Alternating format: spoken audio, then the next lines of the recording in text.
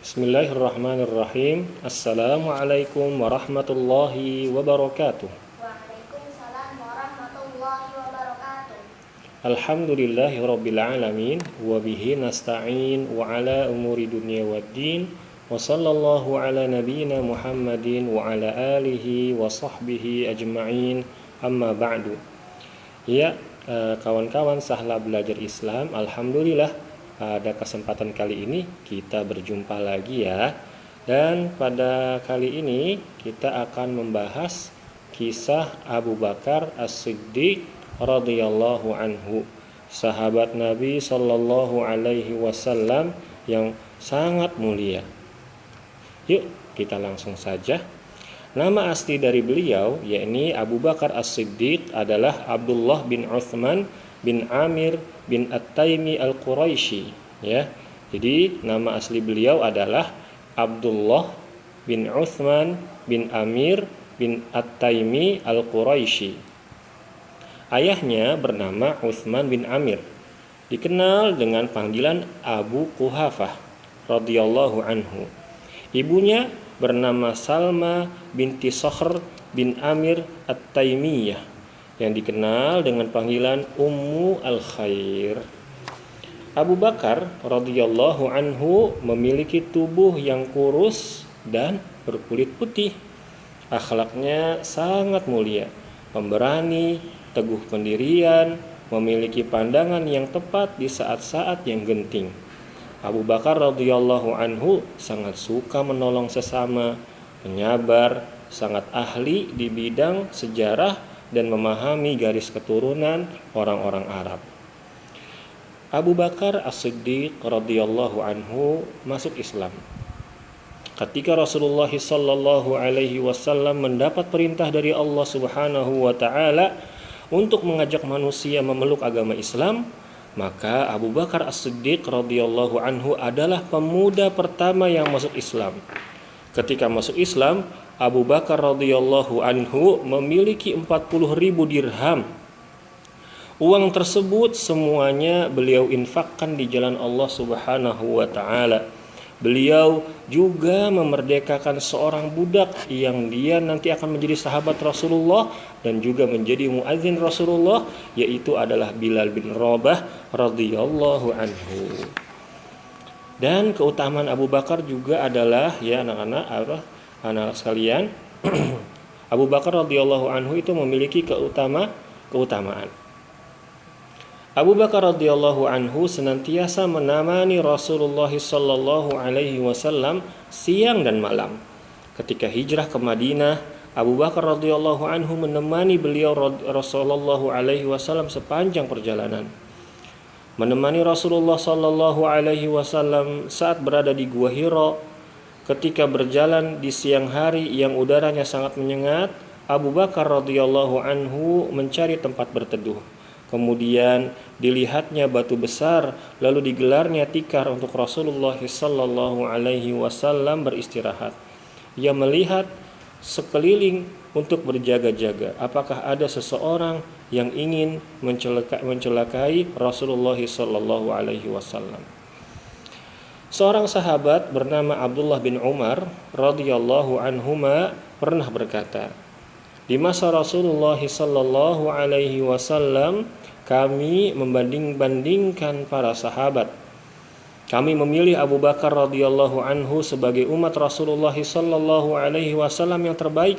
Setelah itu Umar bin Khattab radhiyallahu anhu, kemudian Utsman bin Affan radhiyallahu anhu.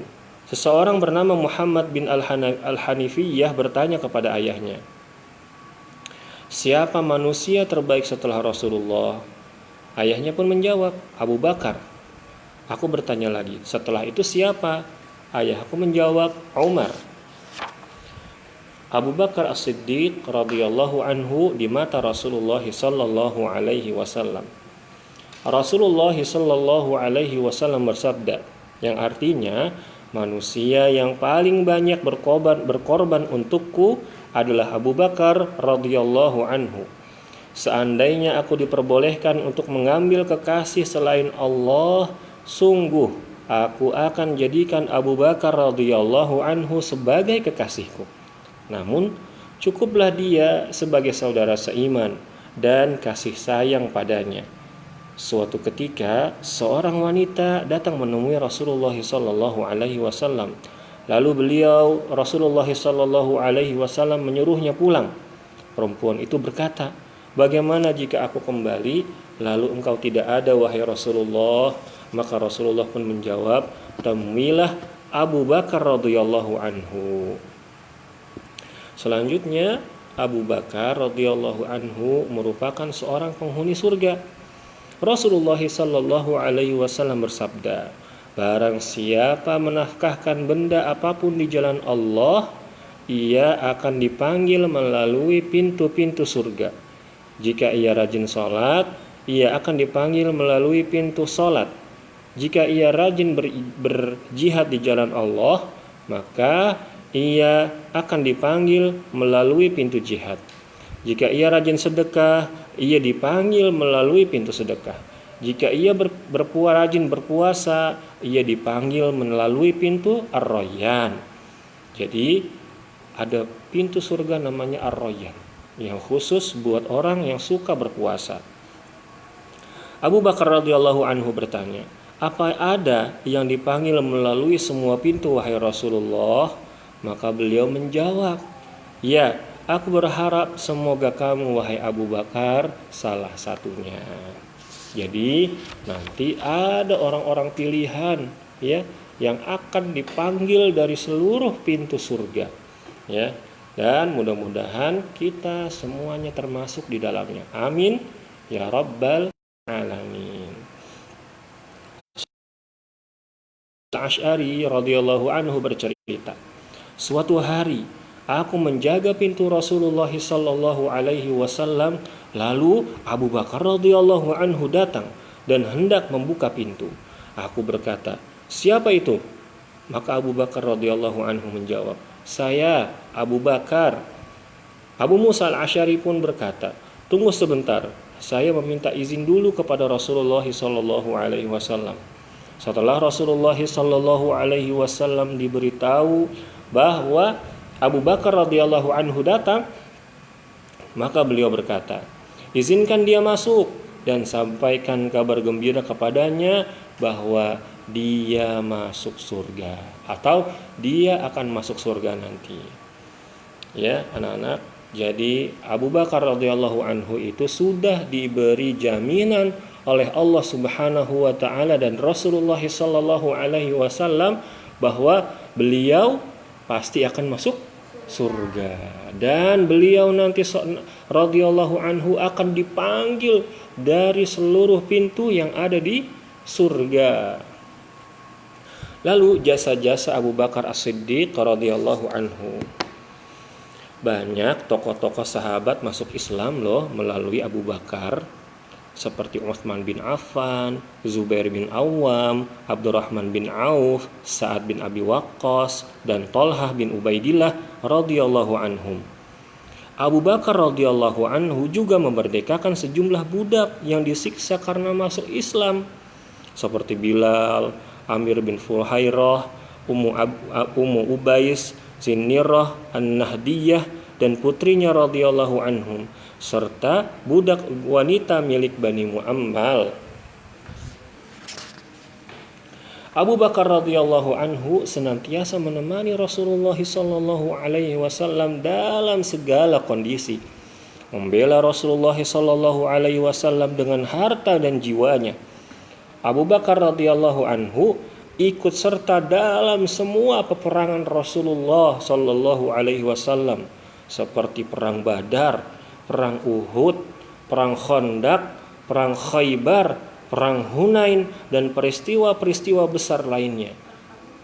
Perang Abu Bakar radhiyallahu anhu juga ikut serta dalam menaklukkan kembali kota Mekah pada tahun ke-8 Hijriah, yaitu Fathu Mekah. Ya. Ketika Rasulullah sallallahu alaihi wasallam sakit, beliau sallallahu alaihi wasallam memerintahkan Abu Bakar radhiyallahu anhu untuk menjadi imam. Salat menggantikan beliau dan memimpin kaum muslimin selama beberapa hari. Suatu hari Rasulullah sallallahu alaihi wasallam keluar dari rumahnya, lalu beliau sholat di belakang Abu Bakar radhiyallahu anhu. Subhanallah, ini sebuah kemuliaan yang sangat besar, ya. Seorang manusia biasa, ya, lalu sholat di belakangnya seorang manusia dari kalangan hamba-hamba Allah yang terpilih, yaitu para nabi dan rasul. Bahkan ini adalah nabi yang paling mulia, rasul yang paling mulia, ya. Lalu selanjutnya pada hari Senin, ketika Abu Bakar radhiyallahu anhu menjadi imam salat subuh, Rasulullah sallallahu alaihi wasallam melihat mereka sebagai bentuk perpisahan dengan tatapan mata yang hampir membuat para sahabat tergoda dalam salatnya. Ini merupakan tanda bahwa Abu Bakar radhiyallahu anhu sebagai pengganti dari Rasulullah sallallahu alaihi wasallam setelah beliau wafat. Maka terbukti, ya, nanti, ya, Abu Bakar akan menjadi seorang khalifah yang pertama. Ya, apa? Khalifah itu ya, pemimpin, ya, pemimpin umat. Ya, kematian Rasulullah. Nah, sallallahu alaihi wasallam. Tadi kan Abu Bakar sudah menggantikan Rasulullah salat sebagai imam. Dan pada hari Senin tanggal 12 Rabiul Awal, Rasulullah sallallahu alaihi wasallam pun meninggal dunia. Abu Bakar radhiyallahu anhu pun datang dan masuk ke kamar Rasulullah lalu mengucapkan inna lillahi wa inna ilaihi raji'un. Kemudian Abu Bakar pun mencium dahi Rasulullah sallallahu alaihi wasallam dan berkata, duhai nabiku, ya, duhai orang terdekatku, ya. Dan dia juga berkata, duhai kekasihku, ya. Jadi sambil mencium Rasulullah sallallahu alaihi wasallam, Abu Bakar berkata, duhai nabiku, duhai orang dekatku, duhai kekasihku. Maksudnya kekasih di sini adalah orang yang paling beliau sayangi, ya. Dan setelah Rasulullah sallallahu alaihi wasallam wafat, maka Rasulullah sallallahu alaihi wasallam pun dimakamkan di kamar Aisyah radhiyallahu anha. Kenapa? Karena, ya, di dalam syariat seluruh para nabi dan rasul dikuburkan di mana dia wafat, ya. Dan Rasulullah sallallahu alaihi wasallam wafat di kamarnya Aisyah radhiyallahu anha bintu Abu Bakar radhiyallahu anhu.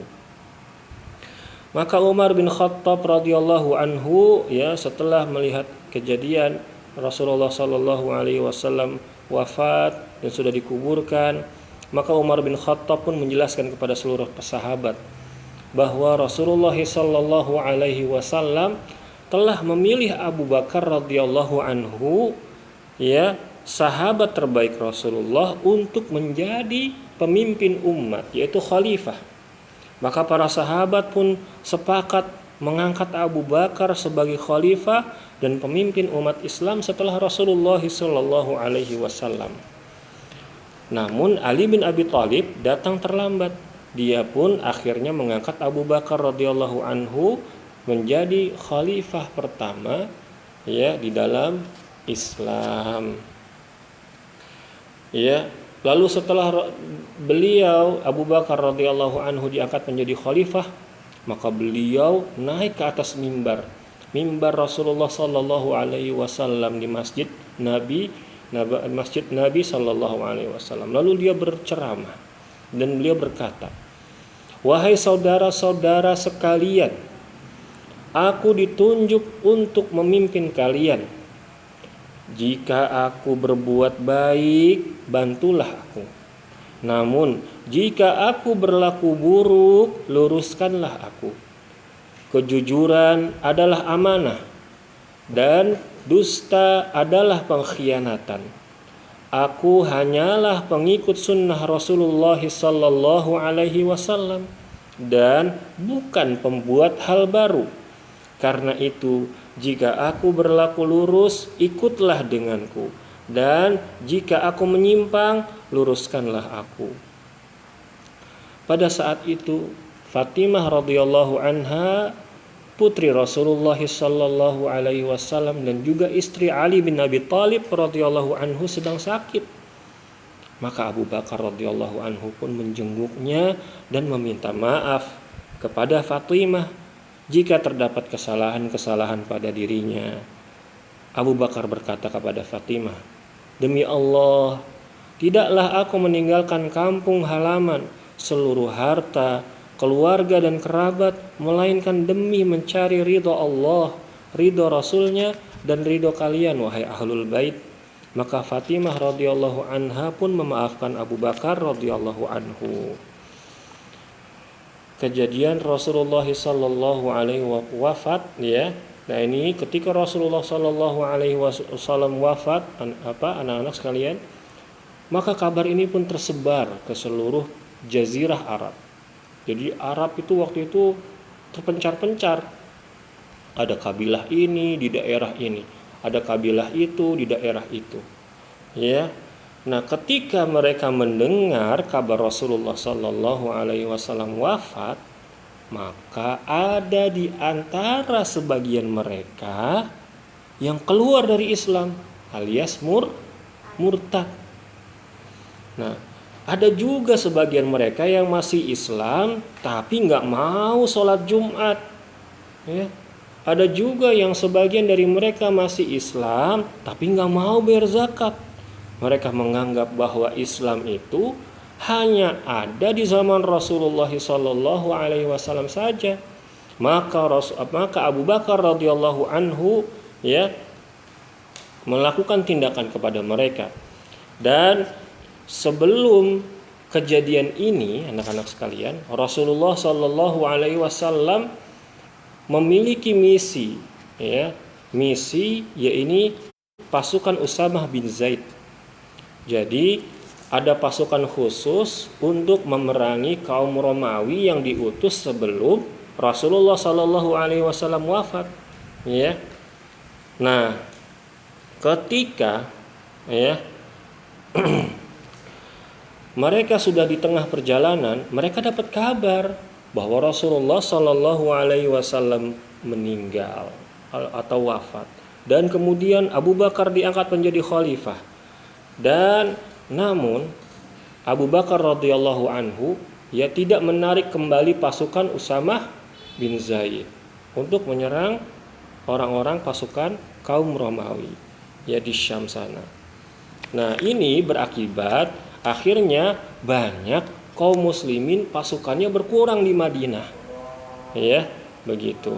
Dan mudah-mudahan, ya, apa yang disampaikan pada kesempatan ini bermanfaat. Insya Allah kita akan lanjutkan pada episode berikutnya, ya.